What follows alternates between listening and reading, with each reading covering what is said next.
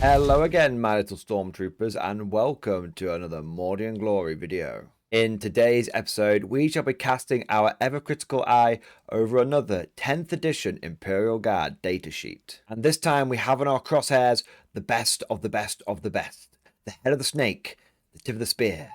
It is the Militarum Tempestus Command Squad. And so without further ado, let's strap on a grav chute and dive right into this thing. Attention Guardsmen, the Commissariat has detected you have not yet liked this video. Do so immediately or else you will face the Emperor's wrath.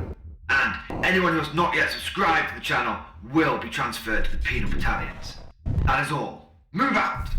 As is tradition, we're going to start off this video by taking a look at the datasheet, working our way through the stat line and then the weapons and war gear and abilities.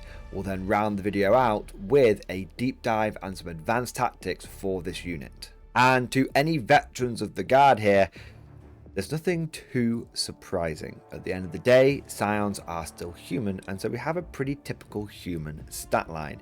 We've got a movement of 6 inches, we've got a toughness of 3, a 4+ save, 1 wound, leadership 7, and objective control of 1 on the regular Scions. And then on the squad leader, we have got the same movement, toughness, save, leadership, and objective control, but we have 3 wounds on the Tempesta Prime. For all intents and purposes, this is a pretty normal Guardsman profile. The only difference is, of course, that because these are Scions, they're wearing carapace armor, so they have a slightly better save. Normal Guardsmen tend to have a 5+ save, Scions get a 4+ save. Don't be deceived though, there's really not much difference between the two. It might seem like a 4+ save is a big upgrade, but the reality is that Scions die like piss just like the rest of the Guard. They might have a bit better armor, and as you'll see, they're going to have a bit better firepower, but in terms of their durability, expect them to drop in, smash, and then die. Speaking of dropping in, that movement of 6 does seem kind of low, but don't forget that as long as your command squad is part of a regular Scion squad, as long as they're leading it, they will be able to boost that movement up to 9 with something like move. And more importantly, Scions do have the deep strike ability. So the movement isn't all that important when you think that typically they're not actually going to be moving. They're going to drop down 9 inches away from the enemy and then shoot them. Now, if you're a new player, you might be confused by this dual stat line. Which one do I use for which models? Well, this is where we're going to come down to the unit composition here, and we can see how many models are in the squad. We've got 1 Tempesta Prime and 4 Scions. Now, it's important to understand that when you're allocating wounds to the unit, deciding who's going to live and who's going to die, the Scions do need to die first before you can allocate wounds to the Tempesta Prime. So essentially, the first 4 wounds, the first 4 bits of damage that get assigned to the squad are going to go against these 1 wound Tempesta Scions, and then after that, you'll get a chance to try and tank something on the Tempesta's command squad.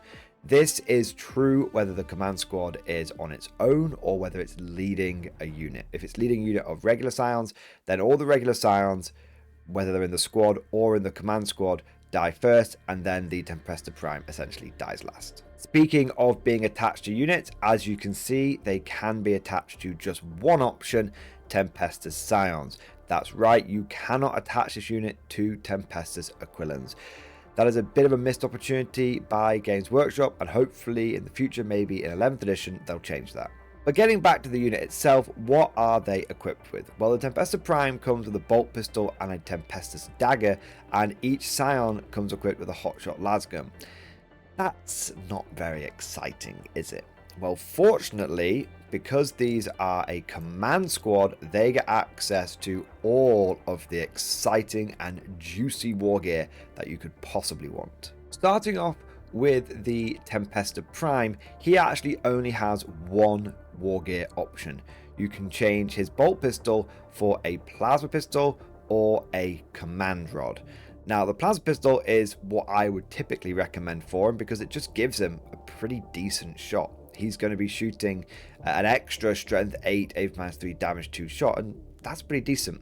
If you do decide to go for the command rod, it essentially means that the unit both the command squad and the one that it's leading can benefit from 2 orders at the same time. I don't think the command rod is all that useful because the Tempesta Prime can only issue 1 order. Typically these guys are going to be dropping down 5-man squad with a 10-man squad that they're leading, and they're just going to order that 1 squad. Where's the second order going to come from? So I would leave the command rod at home and always go for the plasma pistol on the Tempesta Prime. As for the rest of the unit, well, we have loads of different choices and pretty much all of them are viable. The only problem you're going to have is picking which ones you want, because you can't take them all. Firstly, we can add a whole bunch of extra firepower to the unit. Any number of Tempesta Scions, that's these 4 guys here, can replace their hotshot lasgun with one of the following: a flamer, a grenade launcher, a hotshot volley gun, a melt gun, or a plasma gun. Although do note there's a little asterisk here, which means that we can't duplicate weapons. So you can't take, for example, 4 Tempesta Scions with flamers.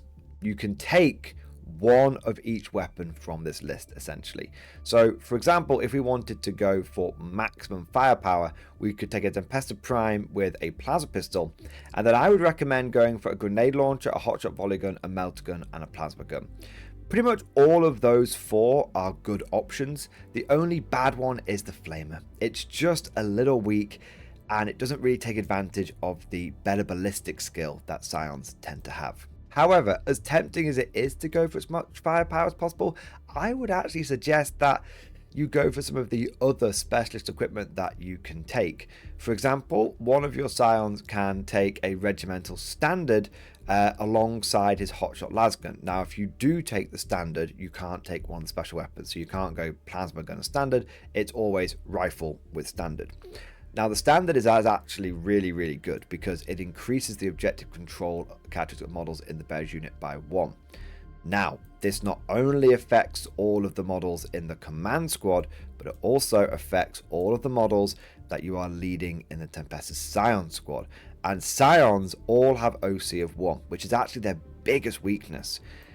Giving them the regimental standard is a massive buff, and not only is it cool fighting under the colours, of course you got to fight under the colours, not only is it very cool, but it also does essentially solve the biggest weakness of the unit, which is objective play. So I would pretty much always go for the standard for both rule of cool and tactical purposes. You could also have one guy with a Master Vox, but I wouldn't bother with this. The Master Vox just increases your order range up to 24 inches, but remember, Scion officer can only do 1 order, and he's going to be leading 1 squad. So he's right next to that unit. He doesn't need to do it from 24 inches away. So I would leave the Master Vox at home. That's the only bad bit of Wargear here. Exception to that rule is if you are going for the Bridgehead Strike Detachment and the Bombast Class Vox Array Enhancement. This allows you to do up to 3 orders, and you also need to have a Master Vox, and therefore you do want to be taking that Master Vox because it actually becomes quite useful when you've got so many orders to throw around. The last piece of special equipment we have is the Medipack. The Medipack allows you to restore D3 destroyed Tempesta Scion models to the unit at the start of your command phase. Now, this can be a very useful bit of equipment, especially if you are spamming a lot of plasma. You've got to think, in a big 15-man Scion squad, 10 regular Scions, 5 from the command squad, you could have 2 plasma pistols and you could have 3 plasma guns, because you've got the ones that you take on the Scion squad and then you've got the ones that you can take in the Scion command squad. That's a lot of potential hazardous, and therefore you might want to have a Medipack to bring some of those guys back. However, I don't think it is a mandatory piece of equipment. I think it's good. But my experience does tend to lean towards the fact that Scions drop down, smash an area, and then die. All of them wiped out. And if the whole squad gets wiped out, then there's no D3 to bring back.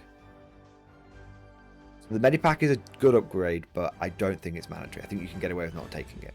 In summary, if I was to recommend a standard go-to loadout for this unit for every game, it would be to take a Scion Tempesta Prime with a plasma pistol. I would then have a Scion with the Regimental Standard, and then I would have 3 remaining Scions, one with the Grenade Launcher, the Melter Gun, and the Plasma Gun. The reason I recommend those weapons is, as we'll see in a moment, they all share similar strength, AP, and damage. This makes them complementary and working together rather than trying to have a mixture of anti-infantry and anti-tank. It's a big mistake that newer players make. They think, well, if I take a hotshot volley gun and a flamer and like a plasma gun and a melter gun, then my unit can handle everything because I've got a bit of anti-tank, anti-elite infantry, and anti-light infantry. The answer is specialist units always beat generalist units. A unit that tries to handle everything tends to be unable to handle anything. So I leave the volley guns and the flamers at home and I stick to the punchy weapons. Speaking of which, the grenade launcher does have a frag and a crack mode. I recommend you pretty much ignore the frag mode, except unless you're facing particularly light infantry. It only does D3 shots at strength 4. It is blast, but it is essentially a D3 shot bolter. Instead, the grenade launcher crack has a 24-inch range, 1 shot, ballistic skill 3+, which is very good. Most guard infantry have ballistic skill of 4+. So ballistic skill 3+ at strength 9. Even the new crazy Death Guard Terminators are going to feel that one. AP -2 and damage D3. You've then got the plasma gun, which you always want to supercharge, because if you don't supercharge, you're not doing enough damage. And that is strength 8, very similar to strength 9, AP -3, similar ballpark, and a flat damage 2, average same damage as the grenade launcher. And then we look at the melter gun. Yes, it has got a shorter range, but it does have strength 9 again. It has the best AP and the best damage. You can just see, especially if you combine with the plasma pistol we were talking about before, this little 5-man squad really is punching upwards. It is really punching above its weight. It has got a lot of strength 8, big AP firepower. Now that covers all of the weapons and war gear, but what about the abilities? Now we've already covered all of the war gear abilities as we've been going through those options, so really we just have the core abilities here and the unique ability. Core ability here is leader. That means it can lead the Tempest Scion squads. You may notice there is a conspicuous lack of deep strike. I did say earlier in the video that Scions can deep strike.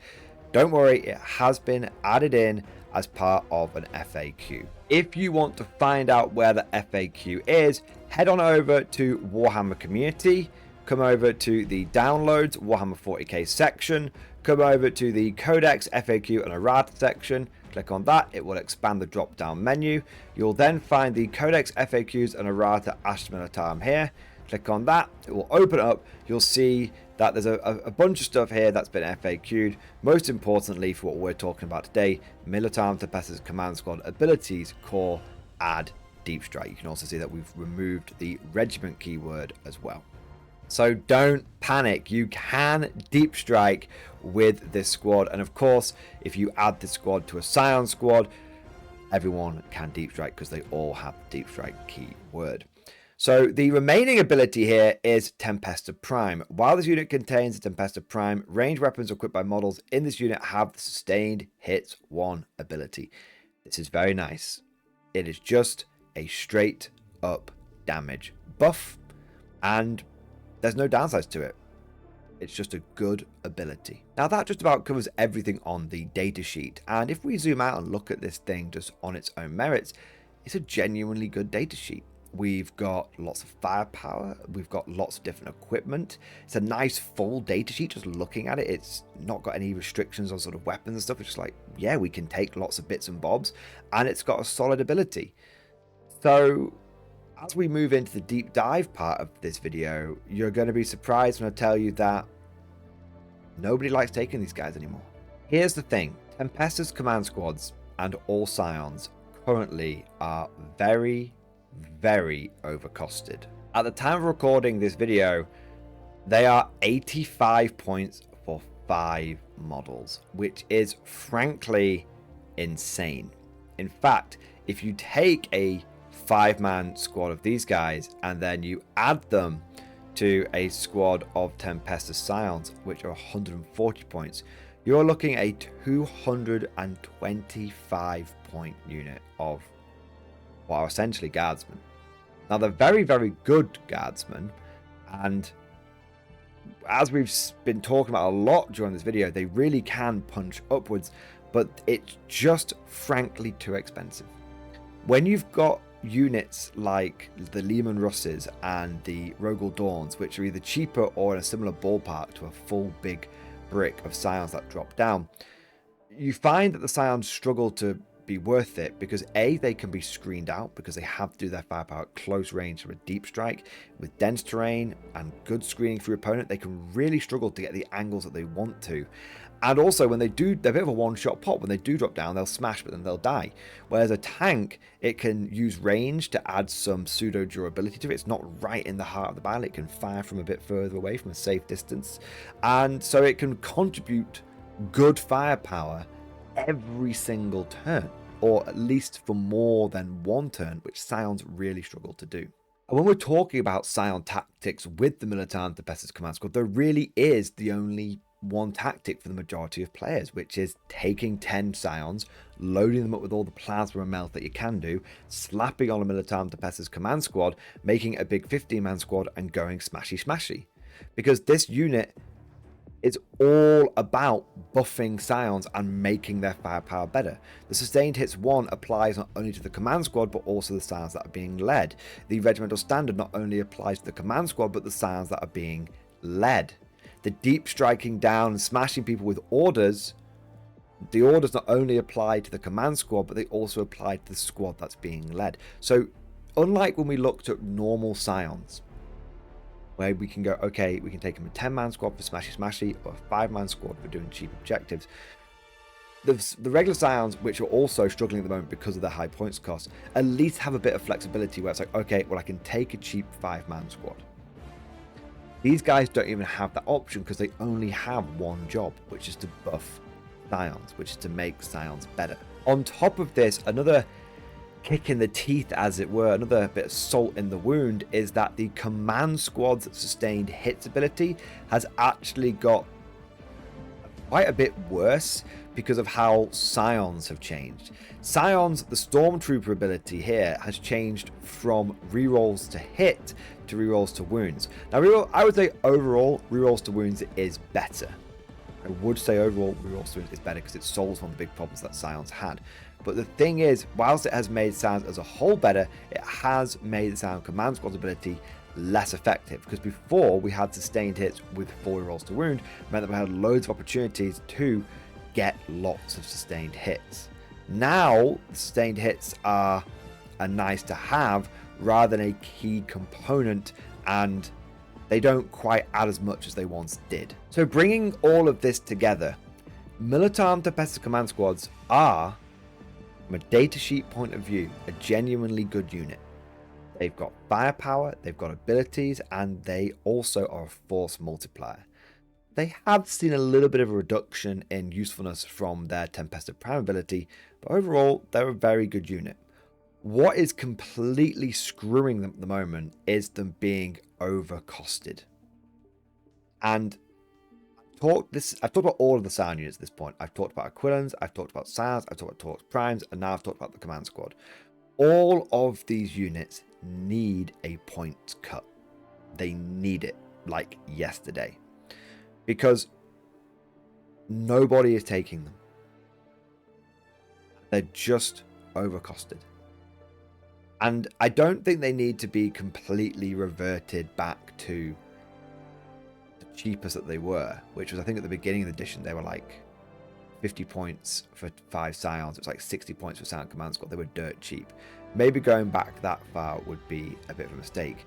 But I think that the maximum you should be paying for a big Scion blob with a Scion Command Squad should be about 190 points. I think that's the maximum, because that puts it at the top end of Lehman Rust costs, but makes them noticeably cheaper than Rogel Dawns, and it gives them a bit of a niche. The other thing that I would do with Scions in general, and I have spoken about this in a previous video, so I won't labour the point here, is the reason they got such a points hike was because of the because of the Bridgehead Strike detachment over buffing them. But Bridgehead Strike has been quite badly nerfed now, so Scions should have a bit of a rollback in points. What I would really consider doing if I was Games Workshop is actually putting Bridgehead Strike back to where it was. Give them the +1 to wound. Not the +1 to hit, give them the +1 to wound.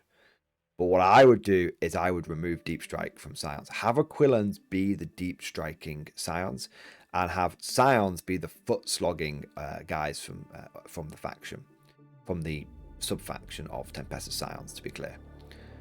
What I would do if I was to fix it all is I would have Scion command squads be able to lead Tempestus Aquilans. I would have Tempestus Aquilans be able to take significantly more special weapons. I think the fact they can only get 1 plasma carbine and 1 melter carbine is insane. I think they should be able to take 3. Maybe not 4 like Scions, but Aquilans should be able to take 3 melter or plasma carbines in a 10-man squad. And the sergeant should get like a plasma pistol, like a melter, or like an inferno pistol, something like that. So I'd fix the Aquilans special weapons, but they don't get to be battle line. I'd allow Tempestus command squads to join Aquilans and Scions. I would remove Deep Strike from Tempestus command squads and from Tempestus Scions, but I would have an enhancement that allows Tempestus command squads, one of them, to get it back. That way you can have the old drop and boom with the Aquilans, but it's not as oppressive having 3 drops and booms as it was in the past. And then I would bring the points back massively on things like Militarum, Tempestus command squads and Scions, so that essentially what you create is Bridgehead, where you've got 3 deep striking punchy units, one of which is very punchy because it's got a command squad attached to it, and then the rest of your Scions are battle line. They are foot slogging, but if you mount them up in Tauroxes, then they start being able to punch a bit better, but they're having to pay for those Tauroxes, and so it all sort of balances out quite nicely. That's how I would balance Militarum Tempestus command squads, and that's how I would fix the current broken status, and not in a good way, of all of the Scholar Progenium units. But of course, all of this is just like my opinion, man. Let me know what you guys think down in the comment section below. Do you think that Scion command squads are fundamentally a good data sheet with a bad points cost, or is there anything else that you'd like to see this unit do? Because it's a bit of a one-trick pony at the moment. If you enjoyed today's video, don't forget, as always, to go ahead and smash that like button and subscribe to make sure you never miss an episode. Would you like to know more? If so, then please consider becoming a channel member or patron. By supporting the channel, not only will you be doing your part, but you'll also be helping me create more content for your viewing pleasure and unlocking a whole host of perks. You get everything from a badge next to your name, custom emojis, but the big one is access to the Mordian Glory Discord server, an online community with almost 2,500 active members. It's always popping off in the MG Discord. We've got channels for army lists, hobbying, tactics, stories, and even a pretty spicy meme section as well. For all you greenhorns that wanted to see the Mordian glory hole, today is your lucky day.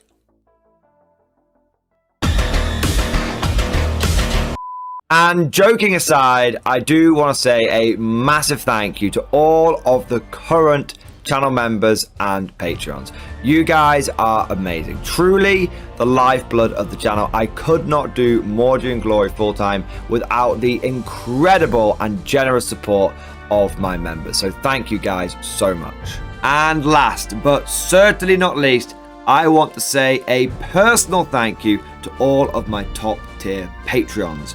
These are the War Masters, the people who have truly gone above and beyond the call of duty.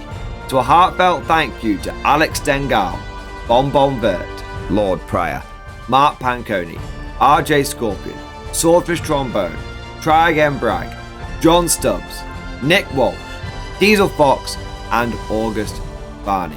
Seriously guys, thank you from the bottom of my heart. Your support is incredible and it makes a huge difference.